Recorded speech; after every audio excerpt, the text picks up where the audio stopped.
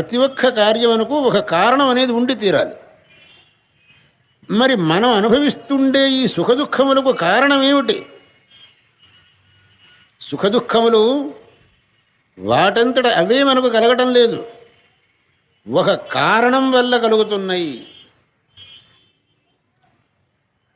ఒక పిల్లవాడు పరీక్షలో పాస్ అయినాడు, ఒకడు పరీక్షలో తప్పాడు అని అంటే ఆ రెంటికి రెండు కారణాలు ఉండాల్సిందే కదా.